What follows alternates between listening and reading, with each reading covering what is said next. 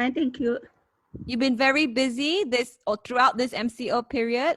Trying to overcome stress of MCO. So looking forward to the end of it, just hopefully.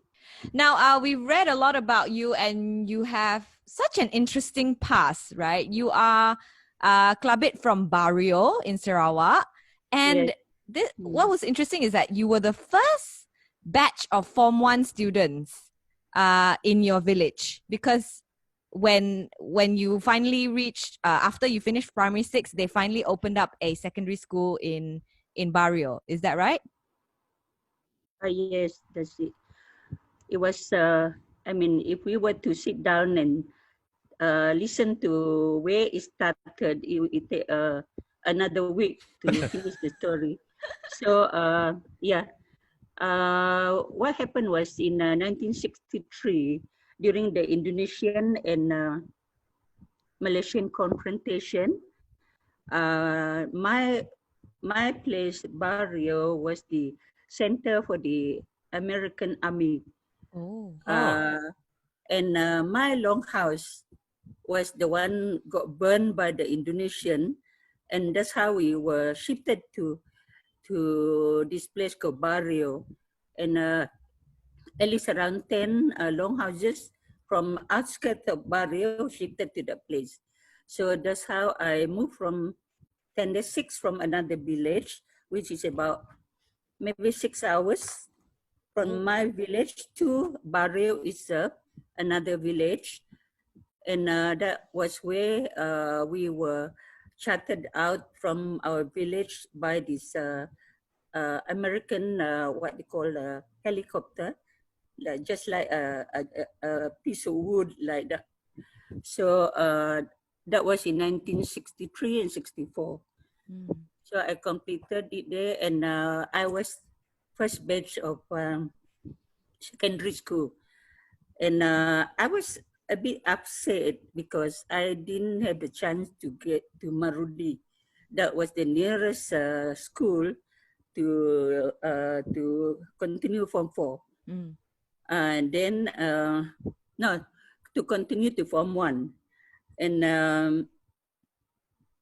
the news came that they were going to build our school, but there were no building at all, but we were housed in the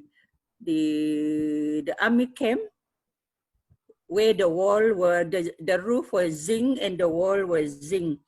So that's how what we went through. So I was more or less rather the youngest of 23 students. We went through it, and we were not studying. We were helping to what they call to rebuild the school, to move it from the army camp to another school where it is now. So 25 of us, and that where our life began. So we were all boarders and learned to take care of each other. And only 7, 8 girls, and the rest were all guys. So we were more or less well taken care by the guys and the teachers. So that's how the story started. But how important was it for you to get a secondary education? Okay. Yeah, I completed Form 3 in Bario, and the rest of us, they went to Marudi, and I was lucky that I was my second family, that was my adopted family, were residing in Kuching. So I went to study in Kuching, where I studied at the Sekolah Tunku Abdul College, where mostly my classmates were all Malays. And fasting month, I learned to fast. So for 2 years, I was there fasting. And from there, we set for one test called English qualifying test. Out of 40 classmates, I was the only one who got through the English test at that time. And then they moved me to another school, that is Saint Benedict School. And I completed until Form 5. And I was hoping to continue to Form 6, but it didn't happen because, you know, our community, being the eldest, you had the advantages and the disadvantages, you know. And being the eldest, my parents think that I should work, earn a little bit of money, and then get to help them with the younger sibling. That happened, and after my Form 5, I decided I was offered a job with Pernas, Malaysian National Insurance, where I worked for 2 years in Kuching. And then I came over to Kuala Lumpur for an educational tour with all the directors of all the government department. Yeah. With some of our ethnic groups, you know, dancers and cultural group. We landed in Johor. We were there for a few days. Went to Melaka, went to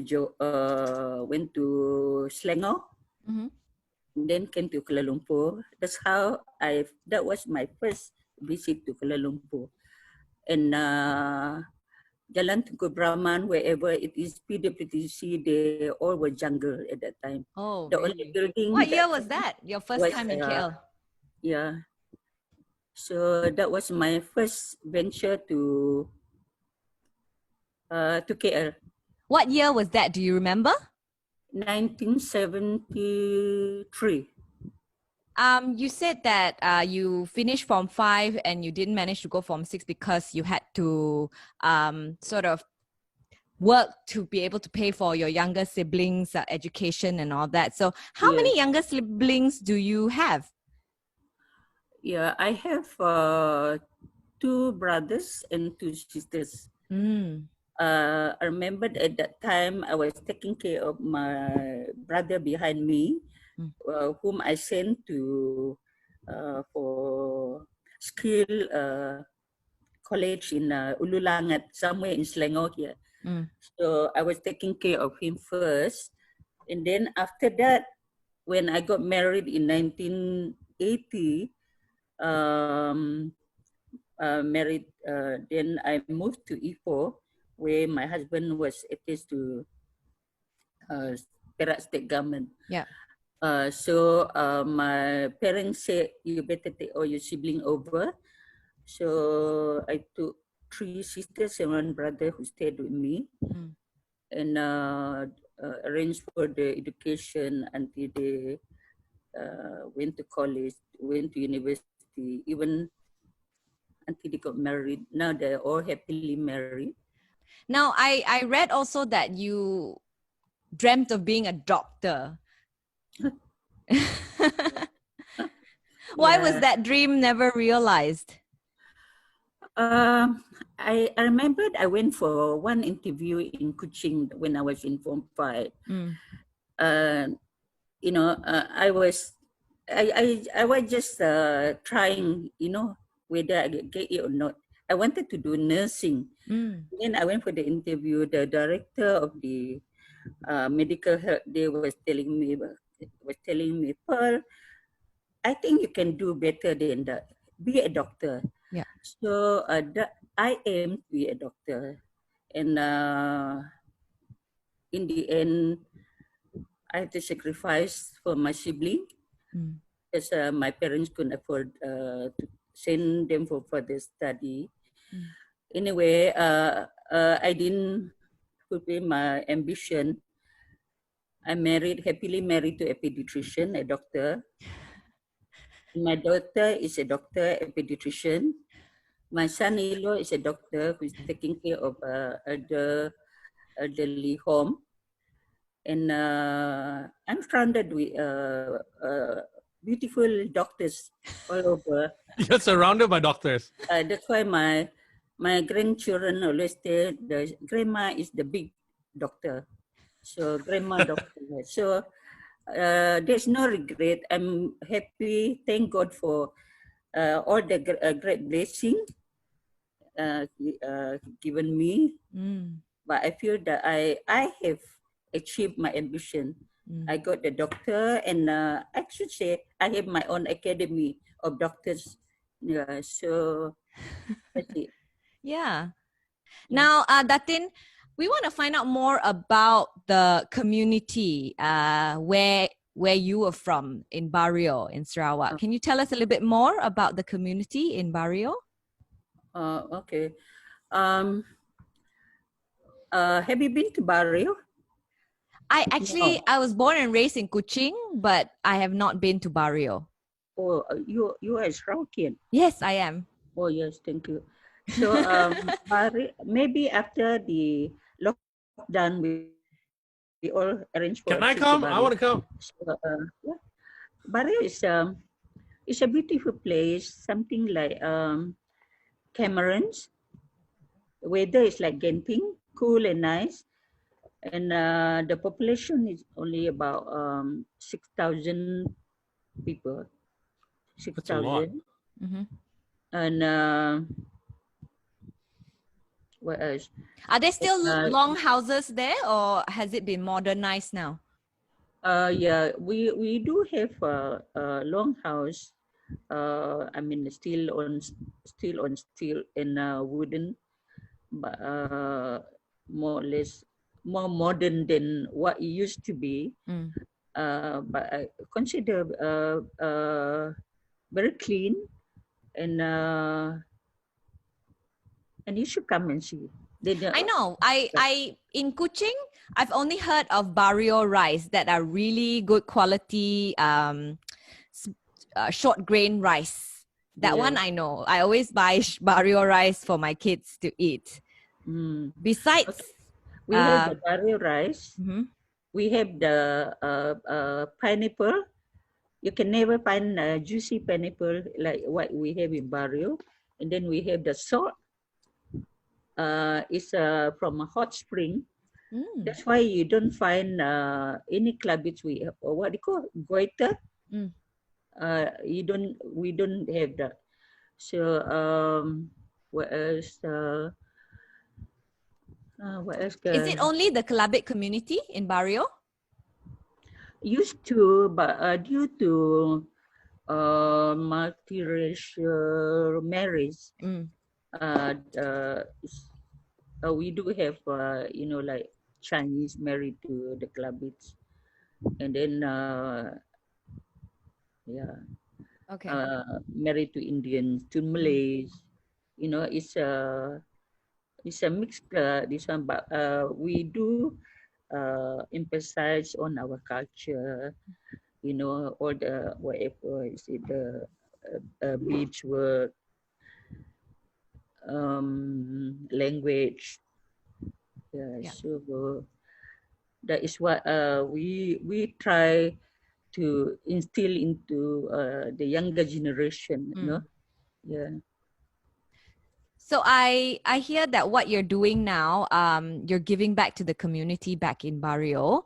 Like, what motivated you to want to go back there and give back to the community there?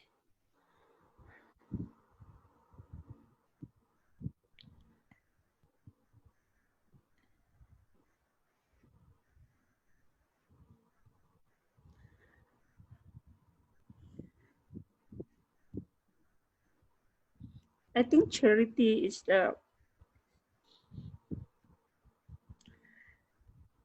I think if you haven't gone through or feel that you had nothing, you don't have the heart, So when you try to recall back what I went through, we didn't, we used to go to school without slippers. And I remember my father used to, bought me a pair of slippers, and I used to exchange with my brother. I get to school first, and when I come back, he will take the slipper bag, you know, and the same thing with other things like pencil. We didn't have much of all those during our time, and even pencil, it came to the minimal. We used to get the bamboo, sharpen the bamboo, and lengthen it. It's you know, it's a pencil. Um, when you recall back what you went through, feel that, you know, should be doing something for the needy there. And although it's quite a distance from here, and quite difficult to send anything there up to Bario, you have to go by the flight. You can send much. If you were to go by road, it takes about 12 hours by what do you call Logis Road. So I did started little bit. You know, I remembered I donated 2 sets of computers to the secondary. That was the first when they first introduced computer to the school. And then later, then the primary, they didn't have proper library, so so I get friends to donate. I go all this association like Inner Wheel, like Pushpanita, like International Women Association, and Marcus to donate.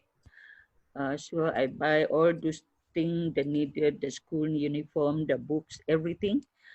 So I send it by forwarder from here to Miri, and from Miri they will send it to Bario. So it takes about a month.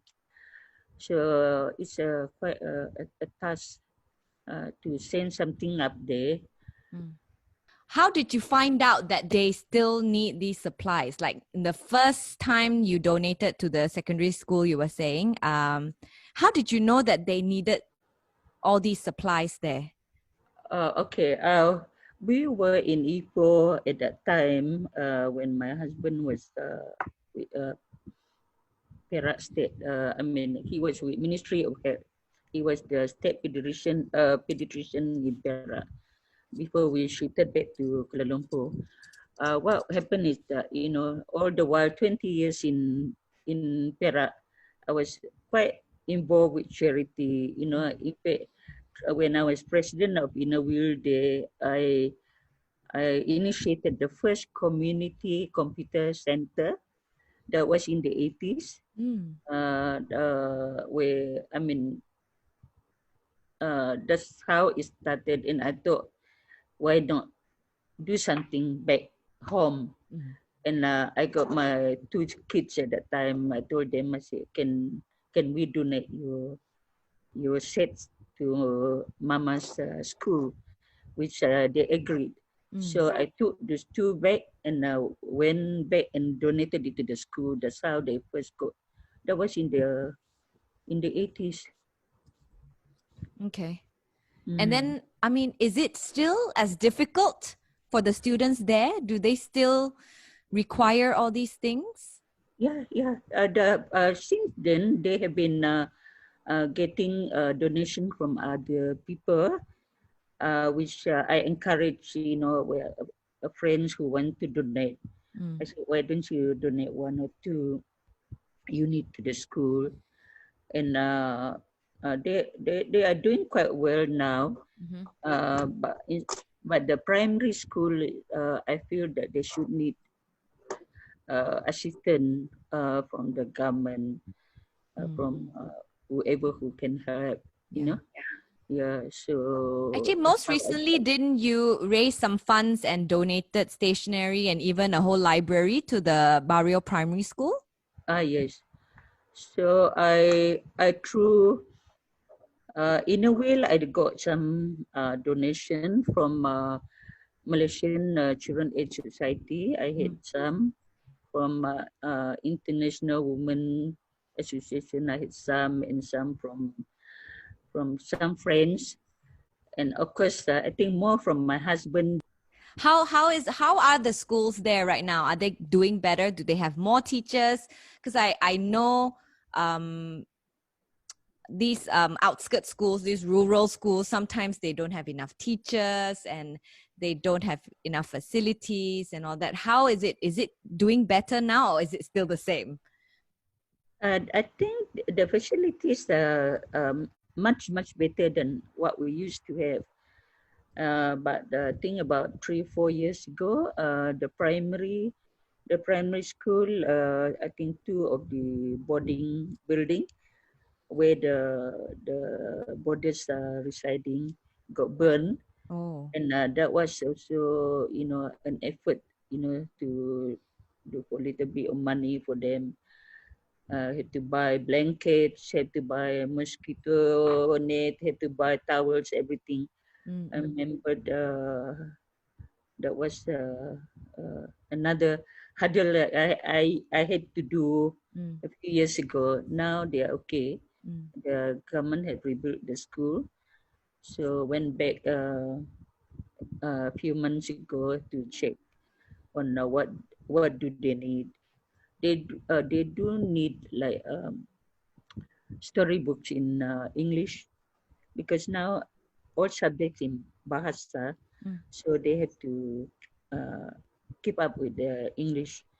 So I brought I think about 10 boxes of English storybooks from here. So then flew back there and make sure it's handed over properly. Yeah, so that is the doing charity is not just to give money. Sometimes you must have the feel for it. Yeah.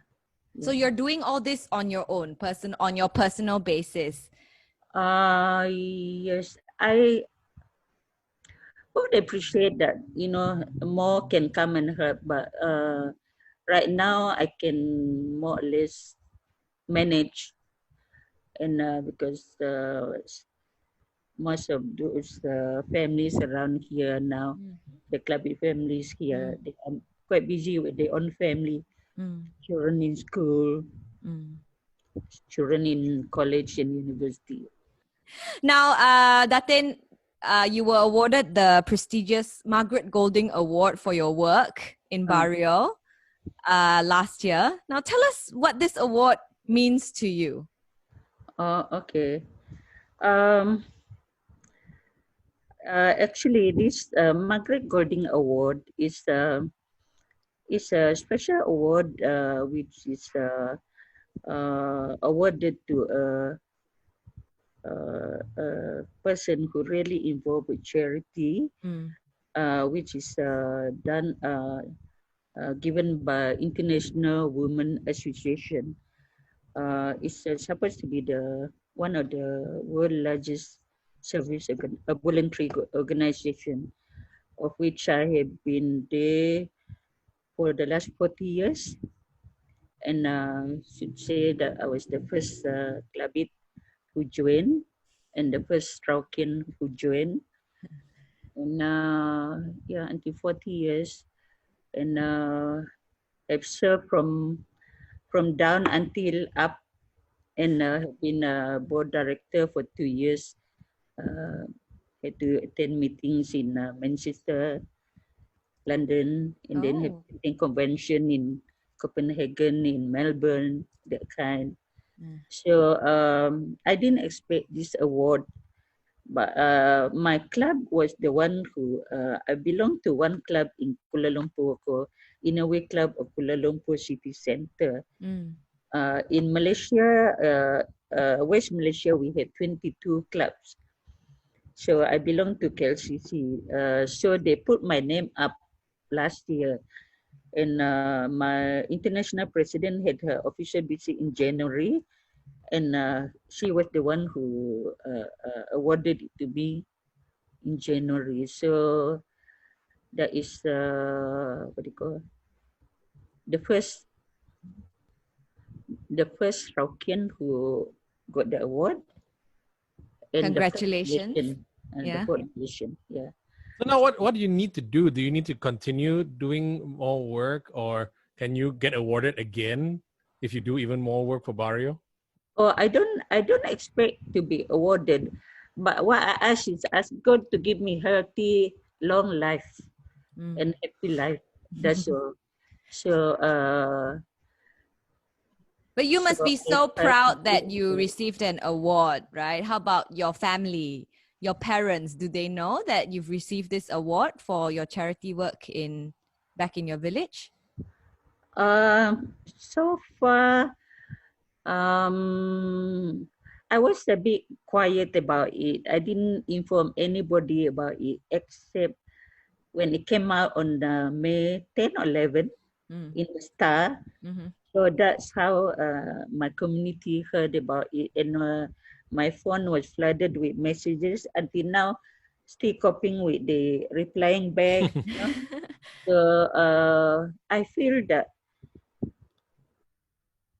this award is due. I mean, collectively, I should say is I dedicate it to all the association I'm in.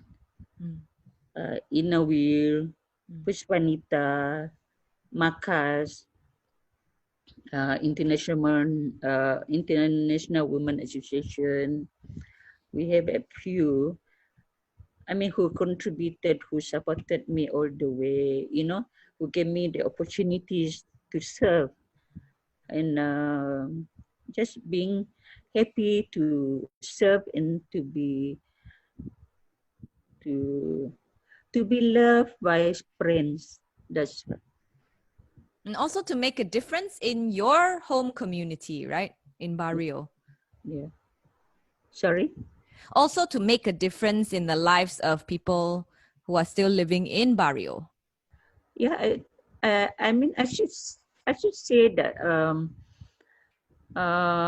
they are quite happy and delighted about it, excited about it, and being recognized as one of the community members, and they are happy about it. So because of due to this MCO, we can't go back. We only call each other. So that's it. I just thank all. Firstly, thank God for being nice, for His great blessings, and then for my husband and my family, and then for all the friends, my relative, and who have been nice and supportive. That is what I value more than what to expect. Okay. Yeah. Do you still have relatives staying in Bario? Yes, I do have, and one of my sisters is there. I sent her back to learn to be on her own, to at first to take care of the airlines, the agency. Yeah, and one sister is in Miri, one is in Kuching, so one is in Ipoh, one is in Johor Bahru. So they are all having their own family. Yeah. Yeah. Scattered all around Malaysia. Only my mom is around now. My father has passed away in 1989. So only my mom is around. She's still in Bario. In Bario. She was in Bario, and I took her back to Miri last year. At least she will be with my sister there. So easier to go back and see her. And almost every month I fly back to Miri, go and see her, or she come over to KL, and spend time with the grandchildren here. Now, Gawai this year will be slightly different. We're in CMCO. Let me just wish you Gayu Guru Gerai Nyamai first. So how are celebrations different for Gawai this year? Okay, due to this lockdown, everybody have to stay put, and we really have the ample time with the family. So for my family, we are here in Kuala Lumpur, and wishing all the Shaukian who celebrate Gawai, Selamat Gawai, all the Sabahan, selamat keselamatan. Mm. And then for us, for the others, stay home, stay safe. But is there going to be a celebration in KL?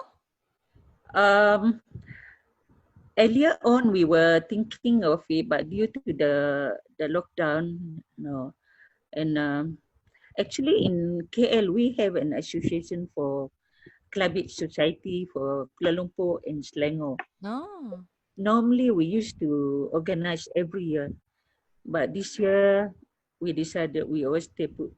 Now, Datin, lastly, if people were to want to do more for the community in Bario or any rural areas in Sarawak, what advice would you give to these people if they really don't know where they can start? I think doing charity, I think opportunities to serve is everywhere. It's whether you want to do it on your own or whether you want to do it through any of the NGOs. So always there are opportunities to do. Yeah. So you just have to go look for the opportunities. But once you are involved with it, you don't need to go and look for it. They come and look for you. That's it. So yeah, especially when what do you call, when sometimes I mean when you go and do charity, we can't blame people in the interiors. You know, sometimes they come and ask you, "Oh, can you help me?" Sometimes we come back. I used to call my husband, I don't have any money in my purse. Can you please send the driver to the airport, pick me up? No money for taxi. So sometimes, as you but to board the flight, somebody will come and tell you, or the problem. So you just give it to them, So I think doing charity is you what do you call, love yourself, and in order to love the others, and then you're able to share. Do you have to know, do you have to sort of know what you want to do first before you join any NGO or start any initiative yourself? Now come to this point, this time, sometimes I dread to be invited to any function, because once you go in, the next thing they say, "Oh, Pearl, you are elected." Sometimes you can't pull yourself out, but you feel that you should do something to help. But once you are there, and that is one of my weakness. Once I'm there, I work through and I do, and until I achieve it. Yeah. So try my best. Okay. Thank you so much, Datin, for your time.